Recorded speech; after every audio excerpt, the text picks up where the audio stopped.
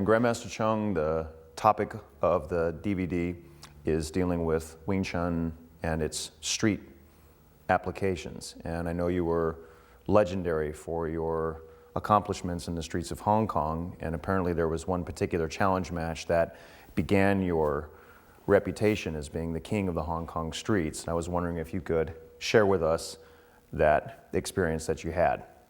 Yeah, it was the challenge with the Choy Lei Fat clan. One Sunday afternoon, it's been raining, in 1956, and summer. It's been raining for almost 6 days, and the weather was hot and humid. You could just stand there for 10 minutes, you would be saturated, And the challenge match was organized by Wong Kiu, and Wong Kiu was a practitioner of Jiao Ga Kung Fu, and Jiao Ga is very similar to Wing Chun. And Wong Kiu was defeated by Wong Shenleung, the king of challenge match, for the Wing Chun clan. Mm-hmm. And after he was defeated 2 years before that, and he's been finding masters to fight the Wing Chun fighters. And it was my official challenge match. In fact, it was very important, and it would, if I win, it would establish me as a official or prominent Wing Chun fighter. And the venue was on the rooftop of the Junction Street in Kowloon Sing. And Junction Street had a young gang, a gang of the young people they call themselves the Junction Street 8 Tigers.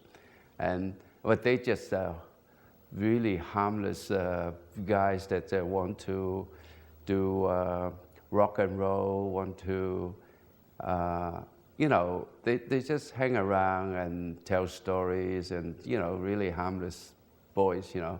And Bruce Lee was hanging around with this gang before, and until he joined up Wing Chun, and he didn't have much time for them. And but this gang was still there. And the roof in Hong Kong was very populated. You either do things on the street or you do things on the roof, because there's no room in the apartments. Some apartment they would have like 30 people living in one floor. And so most people hang around on the roof, they fly kites, and they do kung fu, or they do a little bit of challenge match. And otherwise, you'd be hanging around in the street, And on that afternoon, Bruce and I turn up. Most of the people already there, The Choy Lei Fat clan had about 12 people there, and the master is supposed to be one of the best fighters in their clan. His name is Yam Gong. And Choy Lei Fat is a very, very dynamic fighting system. It's a long, stretching pose, and it's very unlike Wing Chun. Wing Chun protects the center. Choy Lei Fat doesn't. Choy Lei Fat stand on the side and stretch out with the leading arm stretching out in the front, and the other arm stretching in the back, and they ready to pounce on you. So there's three moves that they combine it, rotate it around, and one is gua. Gua is a back fist, a back fist. When you touch his arm, it just come on top of you. Mm-hmm. Sao is a swinging punch, a swinging punch, and so you block, and then they will do the chop, gua sao chop, and so they could combine these three movements and make it very effective, and also their footwork is very fast, stepping through with the back foot, and when they retreat, stepping back with the front foot, and and they move very fast. It's very elusive and dynamic system. So when we got there, Bruce was at that time he's been training Wing Chun for almost 3 years, and he also had a little unofficial challenge match and was very successful, and we were working out some sort of strategy. So when we got there, Wong Kiu, the promoter, was talking to both sides, trying to work out the rules, and they decided, because the roof was very, very big, and they decided they're using 20 tiles by 15 tiles, which is like 300 square feet of the ring, so they draw a line there. So the rule was that if you step out of the ring, and the referee will call it whole, and then you start all over again, or you fall down, the referee will call it whole, and you start, So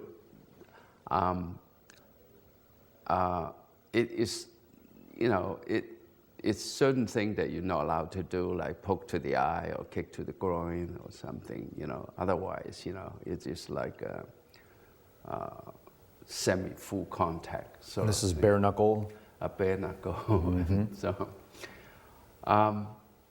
and while Wong Kiu was working out the rule with the Choi Li Fat clan, and Bruce Lee was helping me doing some stretching and warm-ups and so on, and giving me some idea. And I took a look on the other side, and Yam Gong was taking off his shirt, and he's bulging with muscle, ripping definitions, it's like the Incredible Hulk. And I said, Bruce, look at that, look at that. And Bruce said, look, we have to use some psychological warfare.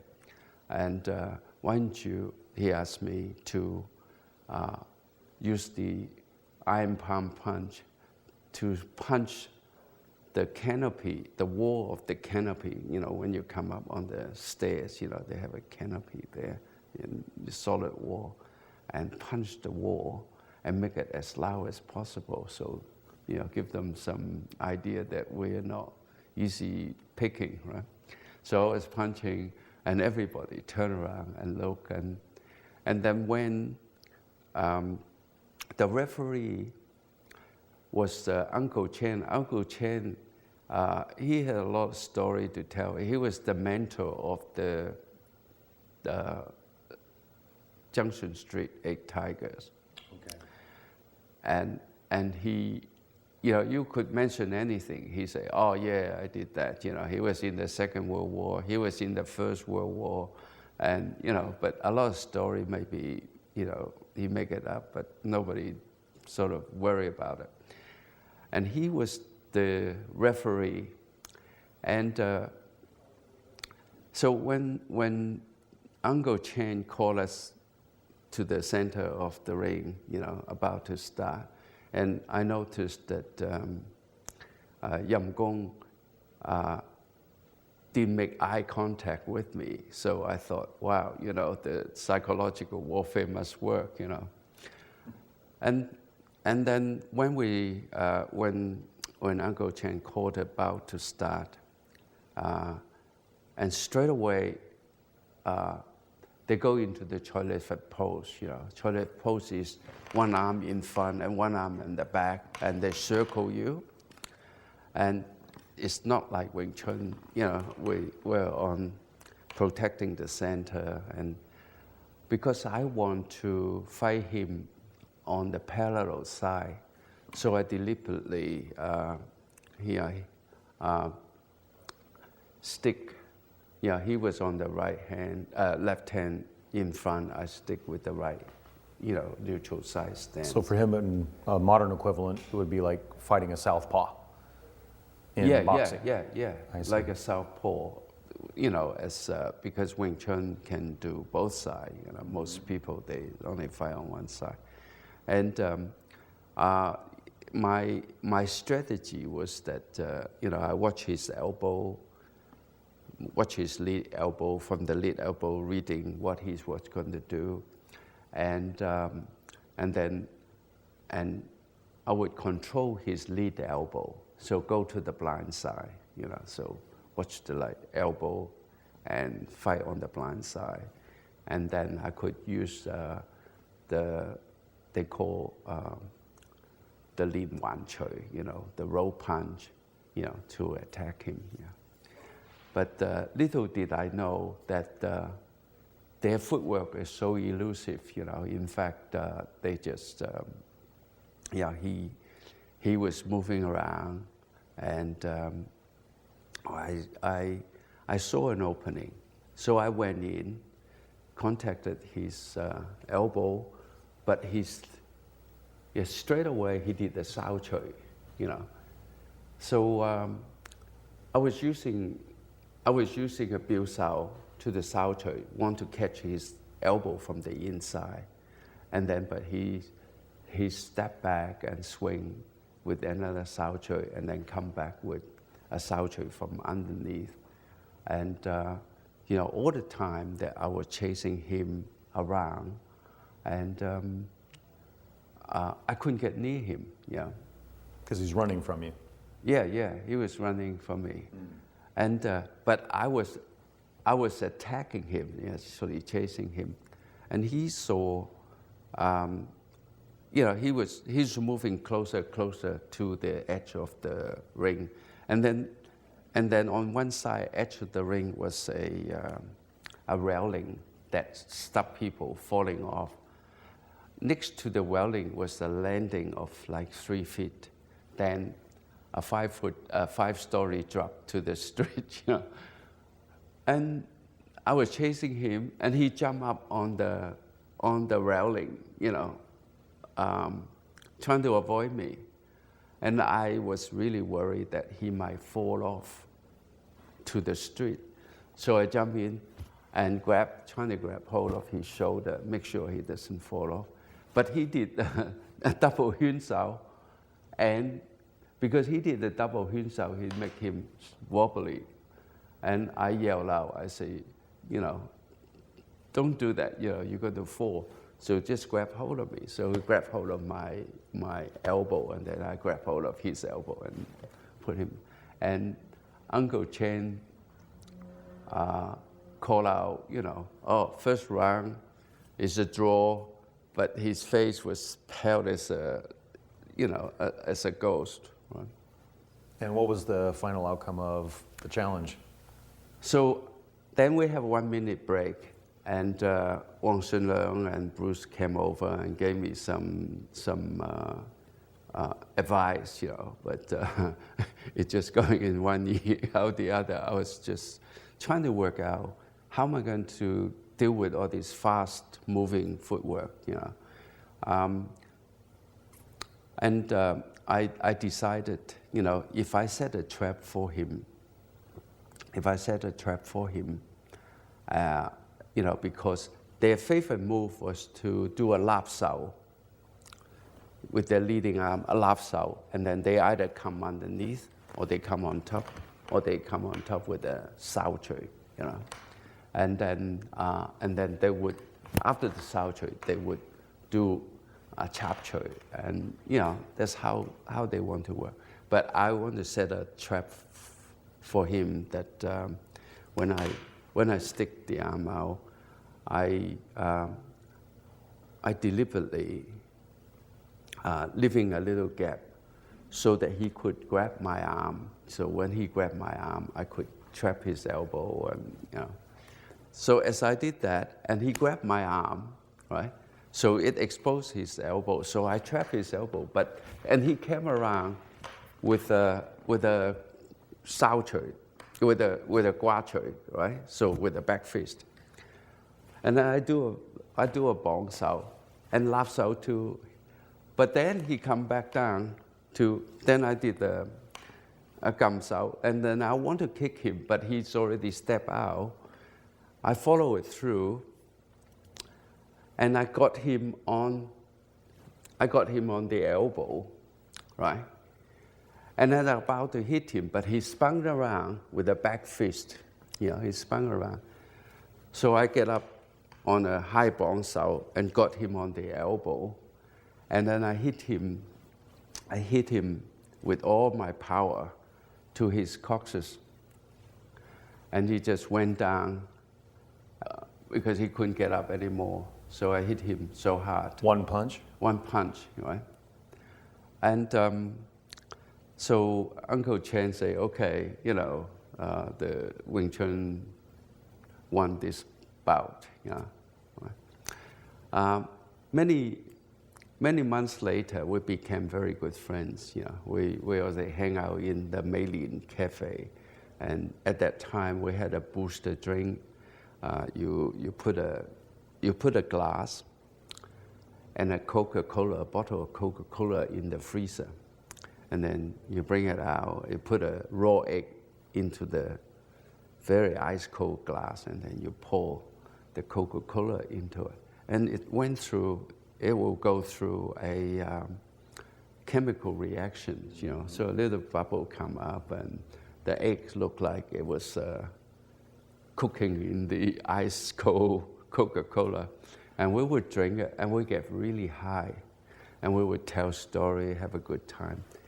So we had a good time, and hanging out in the Maylin Cafe. And afterward, as we came out from the cafe, and Yam Gong whispered to my ear, he said, "Look, do you know what happened after the fight?" I say, "Oh yeah, you were running around. I couldn't catch you, and I only hit you once." He said, "Yeah, that once, I was so painful on the coccyx, and he couldn't squat down, he couldn't sit, so he couldn't go to bathroom for 1 week."